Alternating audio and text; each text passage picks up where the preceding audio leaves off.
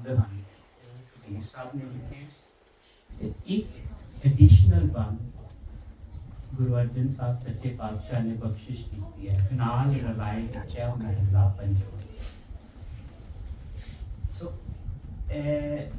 बड़ा इंटरेस्टिंग बड़ा पावरफुल शब्द है, बड़े सारे राज खोलता है, भेद खोलता है। आप सारे मिलके इस शब्द की विचार करते हैं जी। ऐसो अचरज देखियो कबीर, दद कै भोलै विरोलै नीर। कबीर साहब कहते मैनू बड़ी हैरानी होंदी है, बड़ा अचरज सरप्राइजिंग गल हैगी है कि ਅਸੀਂ ਕੀ ਕਰਦੇ ਹਾਂ, ਦੱਦ ਕਹਿ ਭੋਲਾ ਵਿਰੋਲਾ ਨੀਰ, ਪਾਣੀ ਨੂੰ ਅਸੀਂ ਚਰਨ ਕਰਦੇ ਹਾਂ ਜਾਂ ਉਹਨੂੰ ਰਿੜਕਦੇ ਹਾਂ। ਸੋ ਤੁਸੀਂ ਦੇਖਿਆ ਬੱਚਿਓ, ਕਦੇ ਹੈਵ ਯੂ ਐਵਰ ਸੀਨ ਕਿ ਜਦੋਂ ਉਹਨੂੰ ਕਰਦੇ ਹਾਂ ਪਾਣੀ ਨੂੰ, ਹਾਂਜੀ ਹੁਣ ਤੁਸੀਂ ਨਹੀਂ ਦੇਖਿਆ ਹੋਣਾ, ਤੁਹਾਡੇ ਤੋਂ ਪਹਿਲੀ ਜਨਰੇਸ਼ਨ ਨੇ ਕੀਤਾ ਹੋਇਆ ਕਿਸੇ ਨੇ ਪਾਣੀ ਨੂੰ ਰਿੜਕਿਆ ਜੀ, ਦੁੱਧ ਨੂੰ ਰਿੜਕਿਆ ਮਧਾਣੀ ਵਿੱਚ ਦਹੀਂ ਨੂੰ ਰਿੜਕਿਆ ਹੈ ਨਾ, ਦੱਦ ਇਜ਼ ਦਹੀਂ। ਉਹਦੇ ਨਾਲ ਕੀ ਹੁੰਦਾ ਹੈ ਕਿ ਫੈਟਸ ਸੈਪਰੇਟ ਹੋ ਜਾਂਦੇ ਆ ਤੇ ਬਟਰ ਉੱਪਰ ਆ ਜਾਂਦਾ ਹੈ ਨਾ ਜੀ, ਇਸ ਤਰ੍ਹਾਂ ਹੀ ਹੁੰਦਾ ਨਾ ਜੀ। ਤੇ ਕਬੀਰ ਸਾਹਿਬ ਕਹਿੰਦੇ ਮੈਨੂੰ ਹੈਰਾਨੀ ਇਸ ਗੱਲ ਦੀ ਹੈ ਕਿ ਅਸੀਂ ਦਹੀਂ ਦੇ ਭੁਲੇਖੇ ਕੀ ਰਿੜਕ ਰਹੇ ਹਾਂ, ਪਾਣੀ। ਉਹਦੇ ਨਾਲ ਆਪਾਂ ਨੂੰ ਮੱਖਣ ਪ੍ਰਾਪਤ ਹੋ ਸਕਦਾ ਹੈ। ਸੋ ਕਹਿ ਰਹੇ ਹਾਂ ਕਿ ਇਸ ਰੀਜ਼ਨ ਕਰਕੇ ਅਸੀਂ ਸਕਸੈਸਫੁਲ ਨਹੀਂ ਹੁੰਦੇ। ਕਿਸ ਚੀਜ਼ ਵਿੱਚ ਸਕਸੈਸਫੁਲ ਨਹੀਂ ਹੁੰਦੇ? You can apply this principle to all aspects of the life. Education ਵਿੱਚ, math ਵਿੱਚ, science ਵਿੱਚ, relationship ਵਿੱਚ, spiritually, job wise, ਹਰ ਇੱਕ ਐਸਪੈਕਟ ਦੇ ਵਿੱਚ ਇਹਨੂੰ ਅਸੀਂ ਅਪਲਾਈ ਕਰਕੇ ਦੇਖ ਸਕਦੇ ਹਾਂ ਕਿ ਅਸੀਂ ਦਹੀਂ ਦੇ ਭੁਲੇਖੇ ਕੀ ਕਰ ਰਹੇ ਹਾਂ ਜੀ, ਪਾਣੀ ਰਿੜਕ ਰਹੇ ਹਾਂ। ਉਹ ਕੀ ਕਰ ਰਹੇ ਹਾਂ ਕਬੀਰ ਸਾਹਿਬ ਦਾ ਤੁਸੀਂ ਐਗਜ਼ਾਮਪਲਸ, ਇਹ ਹੈਰਾਨ ਕਰਨ ਵਾਲੀ ਐਗਜ਼ਾਮਪਲਸ ਹੈਗੀਆਂ ਜੀ। ਹਰੀ ਅੰਗੂਰੀ ਗਧਾ ਚਰੈ, ਨਿਤ ਉਠ ਹਾਸੈ ਹਿੰਗੈ ਮਰੈ। ਸੋ ਇਹਦੇ ਵਰਡ ਦੇ ਜਿਹੜੇ ਮੀਨਿੰਗ ਹੈਗੇ ਆ ਉਹ ਇਹੀ ਹੋਣਗੇ ਨਾ ਜੀ ਕਿ ਜਿਹੜਾ ਗਧਾ ਹੈਗਾ ਉਹ ਹਰੀ ਅੰਗੂਰੀ ਚਰਦਾ, ਹਾਂਜੀ। ਸੋ ਡੋਂਕੀ ਜਿਹੜਾ ਡੋਂਕੀ ਸਾਡੀ ਇੰਡੀਅਨ ਸਿਵਲਾਈਜੇਸ਼ਨ ਵਿੱਚ ਉਹਨੂੰ ਅਸੀਂ ਡਿਫਰੈਂਟ ਤਰੀਕੇ ਨਾਲ ਦੇਖਦੇ ਹਾਂ ਨਾ, ਕਿ ਜਿਹੜਾ ਕਿ ਅਨਇੰਟੈਲੀਜੈਂਟ ਐਨੀਮਲ ਹੋ ਗਿਆ ਹੈ ਨਾ। ਸੋ ਹਰੀ ਅੰਗੂਰੀ ਗਧਾ ਚਰੈ, ਨਿਤ ਉਠ ਹਾਸੈ ਹਿੰਗੈ ਮਰੈ। ਜਿਹੜਾ ਗਧਾ ਹੈਗਾ ਉਹ ਹਰੀ ਅੰਗੂਰੀ ਅੰਕੁਰ ਫਰੈਸ਼ ਗ੍ਰੀਨ ਗ੍ਰਾਸ ਕਹਿੰਦੇ ਉਹ ਚਰਦਾ ਤੇ ਨਿਤ ਉਠ ਐਵਰੀ ਡੇ ਕੀ ਕਰਦਾ, ਹੱਸਦਾ, ਹਿੰਗਦਾ ਤੇ ਮਰ ਜਾਂਦਾ। ਸੋ ਲਿਟਰਲੀ ਨਹੀਂ ਦੇਖ ਸਕਦੇ ਨਾ ਇਸ ਗੱਲ ਨੂੰ ਕਿ ਗਧਾ ਘਾਹ ਖਾਂਦਾ ਤੇ ਉਹ ਹੱਸਦਾ ਤੇ ਹਿੰਗਦਾ ਤੇ ਮਰ ਜਾਂਦਾ। ਇਹਦਾ ਕੋਈ ਪਾਵਰ ਹੋਏਗਾ ਹੈ ਨਾ ਜੋ ਸਮਝਣਾ ਆਪਾਂ। ਜਿਹੜਾ ਮੇਰਾ ਮਨ ਹੈਗਾ, ਮੇਰਾ ਗਧਾ ਮਨ ਹੈ, ਮੇਰਾ ਅਨਇੰਟੈਲੀਜੈਂਟ ਚੋਇਸਿਸ ਮੈਂ ਕਰਤਾ ਉਹ ਕੀ ਹੈ ਕਿ ਆਈ would consume Hari Angoori, I would consume fresh green grass, I would consume ਕੀ ਹੋ ਸਕਦਾ ਜੀ, ਇਹਦਾ ਕੀ ਮਤਲਬ ਹੈ? ਉੱਥੇ ਜੋ ਲਿਖਿਆ ਹੋਇਆ ਉਹਦੀ ਜਗ੍ਹਾ ਤੇ ਆਪਾਂ ਸੋਚੀਏ।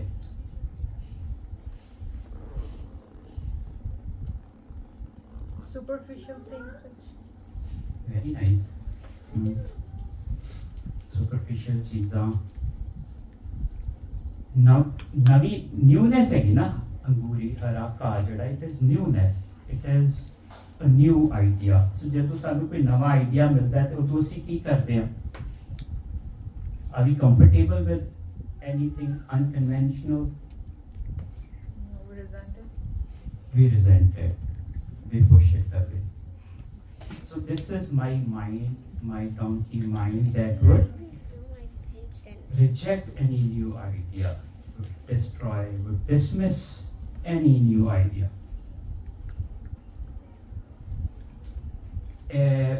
This is because our mind is wired for that is known to us. safety, convention, that is already ਬਣਿਆ ਹੋਇਆ ਹੈ ਨਿਊਰਲ ਪਾਥਵੇ ਵਿੱਚ ਟਰੈਕ ਬਣੇ ਹੋਏ ਹਨ ਕਿ ਵੀ ਇਹੀ 2 + 2 = 4 ਤੇ ਕੋਈ ਵੀ ਚੀਜ਼ ਜਿਹੜੀ ਆ ਉਹਨੂੰ ਰਿਜੈਕਟ ਕਰਦੇ ਆ ਫਿਰ ਉਸ ਤੋਂ ਬਾਅਦ ਕੀ ਕਰਦੇ ਆ so it is like I am making a comfort zone ਬਣਾ ਲਿਆ ਜਿਹਦੇ ਵਿੱਚ ਕਿ ਮੈਂ ਰਹਿ ਰਿਹਾ ਆਪਣੇ ਓਲਡ ਬਿਲੀਵਸ ਦੇ ਨਾਲ something that is known to me already and as कोई example दे सकता है बच्चों ਵਿੱਚੋਂ something that we repeatedly do and we don't get any desired results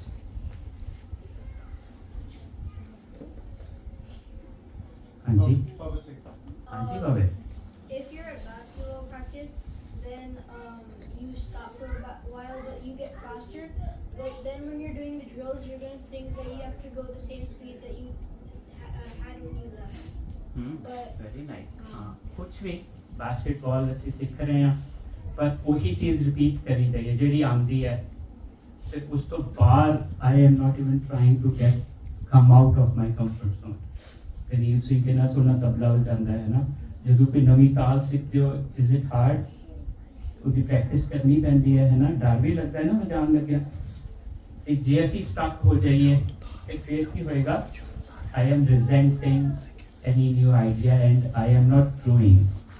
And how do I protect this belief system of mine? Hasda के देते हैं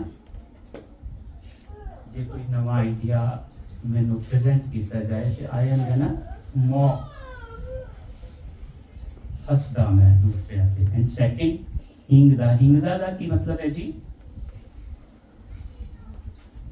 donkey ने तो हिंगना ही है बट मेरा मन कि मैं हिंगेगा अपनी मर्जी करके मैं आई विल ब्रैग इस मेरी जड़ियां अचीवमेंट्स मेरा बिलीफ सिस्टम मैं इतने नाल है हो गया है करामत हां जी अहंकार कर या क्यों ਉਹਦੇ ਨਾਲ ਹੀ ਮੈਂ ਆਪਣੇ ओल्ड बिलीव्स ओल्ड ट्रेडिशन ਦੇ ਨਾਲ ਰਹਿ ਸਕਦਾ ਚਾਹੇ ਮੇਰੇ ਕੋਈ ਸੋਸ਼ਲ ਬਿਲੀਫ ਹੈ suppose I want to have better health ਤੇ ਮੈਨੂੰ ਮੈਂ ਕੀ ਕਰਦਾ I would go back to the same comfort that I am convenient with ਨਾ ਜੀ ਮੈਂ ਉਸ ਤਰ੍ਹਾਂ ਦੀ 2 ਰੋਟੀਆਂ ਖਾਵਾਂ ਤੇ ਤੁਹਾਡੇ ਨਾਲ ਚਾਵਲ ਲੈ ਲਾਂ ਤੇ ਨਾਲ ਉਹਦੇ ਨਾਲ ਤੁਹਾਨੂੰ ਕੀ ਲੱਗਦਾ ਮੇਰੀ ਸ਼ੂਗਰ ਘਟ ਜਾਏਗੀ ਉਹਦੇ ਲਈ ਮੈਨੂੰ ਐਫਰਟ ਕਰਨਾ ਪਏਗਾ ਉਹਦੇ ਲਈ पर मैं की कहना कि मैं तो इस तरह ही करता ही आ रहा मेरे मम्मी मेरे डैडी भी इस तरह ही करते आ रहे थे आजकल की खुराक ही खराब हो गई है ना जी ते I will make fun of anything that is new कहेंगे प्रोटीन्स खा लो कहेंगे नहीं प्रोटीन नवी आ गई protein it could be any field of life I want to have better relationship है ना ते ਉਹਦੇ ਲਈ पर मैं वही कर रहा repeatedly I'm making same mistake ਉਹਦੇ ਨਾਲ ਮੇਰੇ ਰਿਲੇਸ਼ਨਸ਼ਿਪ ਇੰਪਰੂਵ ਹੋਣਗੇ ਤੇ ਔਰ I have to step out suppose ਮੈਂ ਮੇਰੇ ਫਰੈਂਡਸ ਹੈਗੇ ਆ ਤੇ ਉਹ ਕਹਿੰਗੇ ਕਿ ਨਾ ਜੇ ਮੇਰੀ ਲੋੜ ਹੈਗੀ this is my emotional need so I have to put in an effort ਠੀਕ ਹੈ ਜੀ and ਨਿਤ ਉੱਠ ਹਾਸੇ ਹਿੰਗੇ Mare means I am not able to make that achievement. And second चीज की करना जी, if I am presented with any new idea, mata pensa amoha jaye. Second is example of matya hoya pensa, intoxicated bull. जिन्हें नशे विच कोई bull होए, वो की करता है जी? Run around wildly. And may attack है ना so if I am presented with anything new that is unconventional that would challenge me and my safety so what would I do my mind is gonna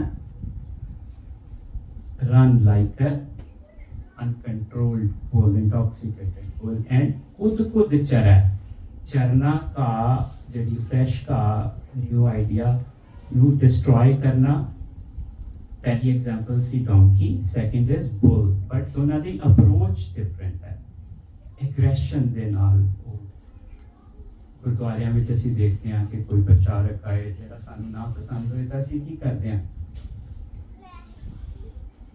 ਜੇ ਕੋਈ ਨਵੀਂ ਗੱਲ ਕਰੇ ਤਾਂ do we like the person, ਕਿ ਉਹਦੀ ਪੱਗ ਲਾ ਦਿੰਦੇ ਹਾਂ ਅਸੀਂ, ਮਾਤਾ ਪੈਂਸਾ ਅਮੋਹਾ ਜਾਏ। ਕਬੀਰ ਸਾਹਿਬ ਕਹਿੰਦੇ ਇਸ ਕਰਕੇ ਮੈਂ ਕਹਿੰਦੇ ਤਮਾਸ਼ਾ ਦੇਖਦੇ ਹਾਂ ਕਿ ਐਸੋ ਅਚਰਜ ਦੇਖਿਓ ਕਬੀਰ ਦੱਦ ਕਹਿ ਭੋਲਾ ਬਿਰੋਲਾ ਨੀ। I want to grow spiritually, but anything that is not known to me, I'm gonna make an opposition, I'm gonna push it away. और ਇਹ ਤੁਸੀਂ I would need your input as well। ਕਹੋ ਕਬੀਰ ਪ੍ਰਗਟ ਪਈ ਖੇਡ, ਕਹਿੰਦੇ ਮੈਨੂੰ ਸਮਝ ਆ ਗਈ ਹੈ, it is now known to me, it has been manifested। ਲੀਲੇ ਕੋ ਚੁੰਗੇ ਨਿਤ ਭੇਦ। what is ਲੀਲਾ? ਹਾਂਜੀ, lamb। ਭੇਦ is sheep। so lamb ਤੇ sheep ਦਾ ਕੀ ਰਿਲੇਸ਼ਨ ਹੈ ਜੀ? ਹਾਂਜੀ, ਬੱਚਾ ਤੇ ਮਾਂ। ਤੇ ਮਾਂ ਨੇ ਜੇ ਦੁੱਧ ਪੀਣਾ ਹੋਏ ਤਾਂ ਕਿੱਥੇ ਜਾਏਗਾ? ਮਾਂ ਕੋਲ। ਲੇਲੇ ਨੇ ਜੇ ਦੁੱਧ ਪੀਣਾ ਹੋਏ ਤਾਂ ਕਿਹਦੇ ਕੋਲ ਜਾਏਗਾ? ਪੇੜ ਕੋਲ। ਤੇ ਕਬੀਰ ਸਾਹਿਬ ਕੀ ਕਹਿ ਰਹੇ ਹਨ? ਕਹਿੰਦੇ ਮੈਨੂੰ ਸਮਝ ਆ ਗਈ ਹੈ ਕਿ ਇਹਦਾ ਸ਼ੀਪ ਜਿਹੜੀ ਮੱਤ ਹੈਗੀ ਹੈ ਉਹ ਬਾਰ-ਬਾਰ ਮਨ ਕੋਲ ਜਾ ਕੇ ਆਪਣੇ ਲੇਲੇ ਕੋ ਚੁੰਗੇ ਨਿਤ ਭੇਡ। sheep is suckling the milk of lamb, means ਜਿਹੜੀ ਮੇਰੀ ਮੱਤ ਹੈਗੀ ਹੈ, I'm going back to the same old belief system। ਹਾਂਜੀ, ਇਸ ਸ਼ਬਦ ਤੋਂ ਤੁਹਾਨੂੰ ਕੀ ਪਤਾ ਲੱਗਿਆ ਬੱਚਿਓ?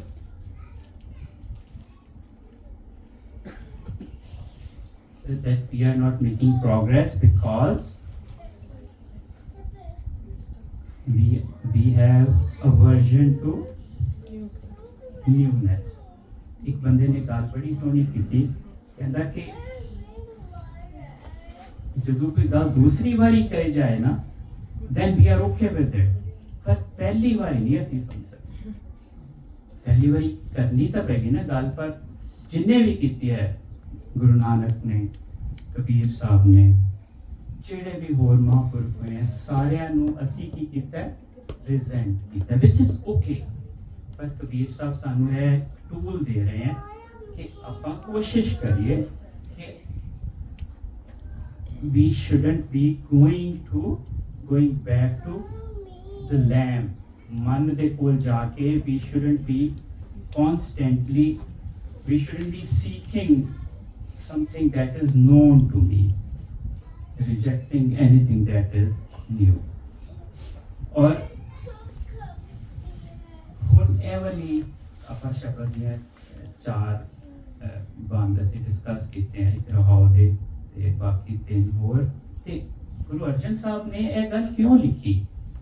ਰਾਮ ਰਮਤ ਮਤ ਪ੍ਰਗਤੀ ਆਈ, ਕਹੋ ਕਬੀਰ ਗੁਰ ਸੋਚੀ ਪਾਈ। what was the need? ਤੁਹਾਨੂੰ ਕੀ ਲੱਗਦਾ ਕਿ ਉੱਥੇ ਸ਼ਬਦ ਕੰਪਲੀਟ ਨਹੀਂ ਹੈਗਾ ਸੀ?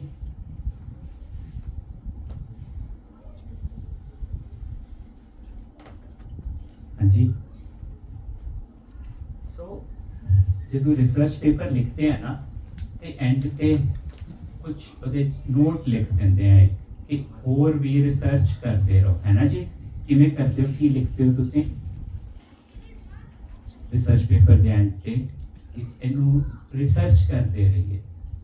ਮੈਂ ਕਿਸੇ ਨਾਲ ਗੱਲ ਕਰ ਰਿਹਾ ਸੀ ਤਾਂ ਉਹਨਾਂ ਨੇ ਕਿਹਾ ਕਿ ਹਾਲੇ ਮੈਂ ਲਾਸਟ ਬੰਦ ਨਹੀਂ ਉਹਨਾਂ ਨਾਲ ਡਿਸਕਸ ਕੀਤਾ, ਕਬੀਰ ਸਾਹਿਬ ਨੂੰ ਤਾਂ ਸਾਰਾ ਕੁਝ ਪਤਾ ਹੀ ਸੀ ਨਾ, ਉਹਨਾਂ ਨੂੰ ਕਿਵੇਂ ਪਤਾ ਲੱਗਿਆ ਸਾਰਾ ਕੁਝ? ਕਬੀਰ ਸਾਹਿਬ ਮਹਾਂਪੁਰਖ ਬ੍ਰਹਮ ਗਿਆਨੀ, ਉਹਨਾਂ ਨੂੰ ਕਿਵੇਂ ਪਤਾ ਲੱਗਿਆ? ਇਸ ਗੱਲ ਦਾ ਰਾਜ਼ ਗੁਰੂ ਅਰਜਨ ਸਾਹਿਬ ਬੋਲਦੇ ਆ, ਇਸ ਗੱਲ ਦਾ ਰਾਜ਼ ਗੁਰੂ ਅਰਜਨ ਸਾਹਿਬ ਸਾਨੂੰ ਵੀ ਦੱਸਦੇ ਹੈ ਕਿ ਤੁਸੀਂ ਵੀ ਇਹ ਵਾਲੀ ਮਤ ਪ੍ਰਾਪਤ ਕਰ ਸਕਦੇ ਹੋ। ਰਾਮ ਰਮਤ ਮਤ ਪ੍ਰਗਟੀ ਆਈ।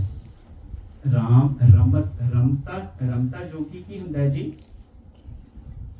ਜਿਹੜਾ ਘੁੰਮਦਾ ਰਹਿੰਦਾ ਹੈ ਨਾ ਜੀ, ਇੱਕ ਤੋਂ ਦੂਸਰੀ ਜਗ੍ਹਾ, ਰਾਮ ਦੇ ਵਿੱਚ ਰਮਦਿਆਂ, ਰਾਮ ਕੀ ਹੈ? ਜਿਹੜਾ ਰਮਿਆ ਹੋਇਆ ਹੈ,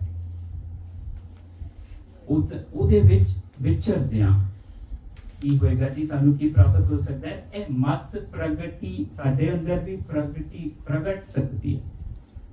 We can be known to this ultimate truth. ਮਤ ਪ੍ਰਗਟੀ ਆਈ, ਕਹੋ ਕਬੀਰ ਗੁਰ ਸੋਝੀ ਪਾਈ।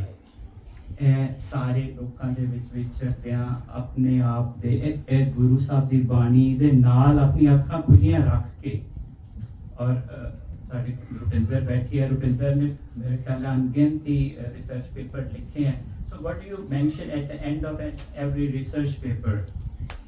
There is a more scope, है ना जी? So more scope हैगा साडे अंदरों असी मत नूं प्रगट कर सकते हैं। जिवें कबीर साहब ने एक्सपीरियंस किया, गुरु अर्जन साहब ने एक्सपीरियंस किया, we all can have that experience.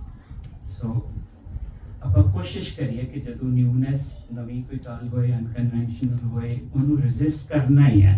We have to, that is a safety thing, we have to preserve our old believes, but ਕੋਸ਼ਿਸ਼ ਕਰੀਏ ਥੋੜਾ ਜਿਹਾ ਕਿ ਨਵੀਂ ਚੀਜ਼ ਨੂੰ ਵੀ ਐਕਸੈਪਟ ਅਸੀਂ ਕਰ ਸਕੀਏ। ਹੋਈਆਂ ਭੁੱਲਾਂ ਚੁੱਕਾਂ ਦੇਖੇ ਵਾਹਿਗੁਰੂ ਜੀ ਕਾ ਖਾਲਸਾ, ਵਾਹਿਗੁਰੂ ਜੀ ਕੀ ਫਤਿਹ।